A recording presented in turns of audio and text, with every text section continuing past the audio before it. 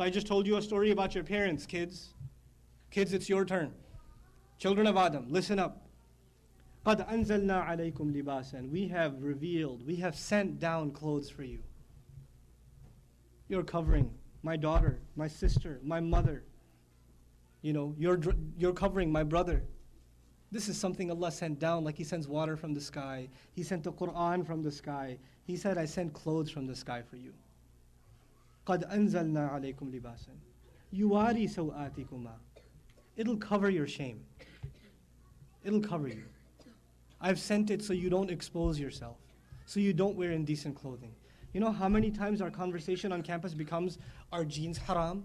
Do you have to wear jilbab? Do you have to wear, brothers, is it so wrong to wear tight jeans or this clothes or those clothes or exposing, or what's the definition of hijab? What's the definition of this? What does this faqih say? What does that sheikh say? What does this school of thought say?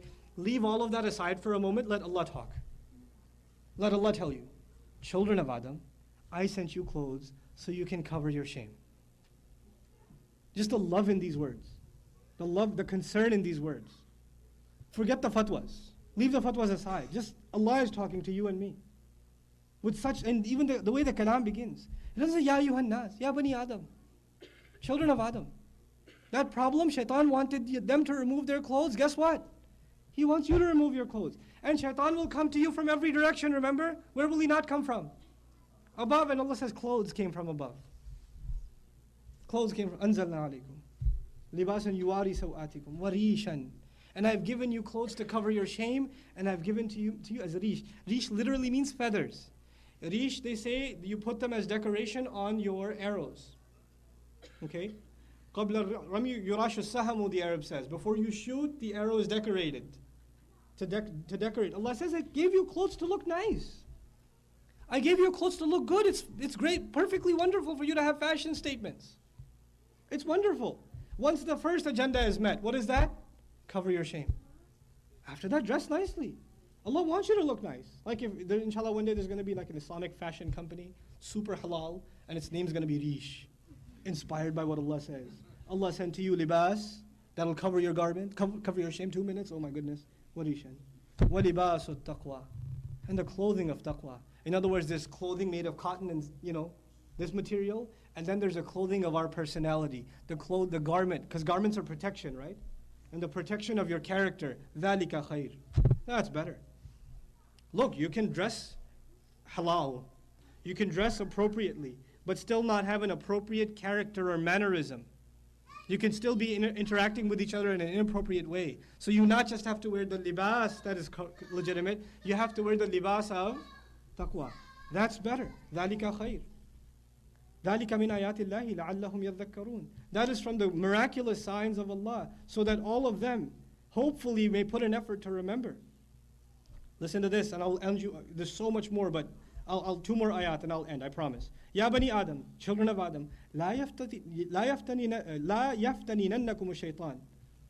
Man, لا يفتننكم الشيطان. I keep mispronouncing it. Children of Adam, don't allow shaitan to attack you. كما أخرج أبويكم من الجنة. Just like he got your parents expelled from Jannah. ينزع عنهما لباسهما. He pulled their clothes off of them. Don't let that happen to you. He did that to your parents. ينزع عنهما لباسهما ليريهما سوآتهما. So he can expose their shame to one another, their ugliness to one another. إنه يراكم هو وقبيله من حيث لا ترونهم. He sees you, he and his tribe, shaitan, from where you can't even see them.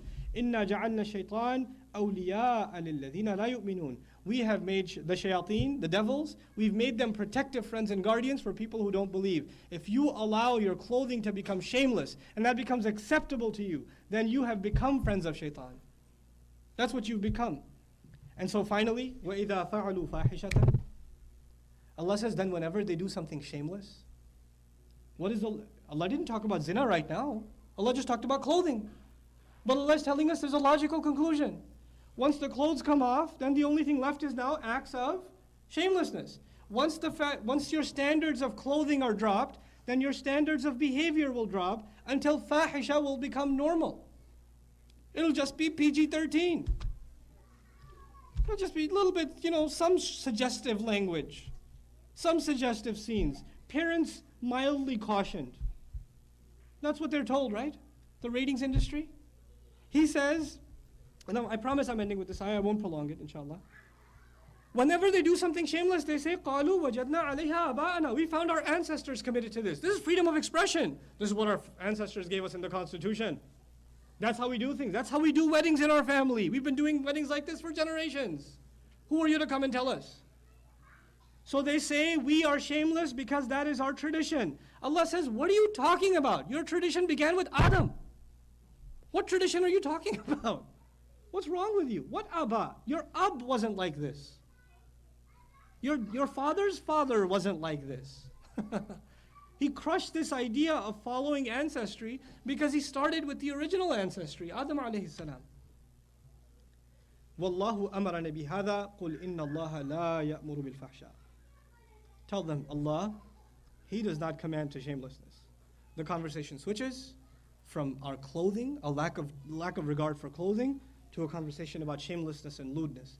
May Allah Azza wa Jal protect us against this environment of shamelessness. May Allah Azza wa Jal allow us to raise a generation of shameful, watchful, protective brothers and sisters, young men and young women, that will revive the sense of shame in humanity, because this is the one attack he started against humanity. Iblis's attack of shame is not just against Muslims, it's against all of humanity. Because once they lose their humanity, there is nothing else they'll learn. If'al ma tasha, the Prophet says. If you have no shame left, do whatever you want. So all the doors to all the evil will open once shame is gone.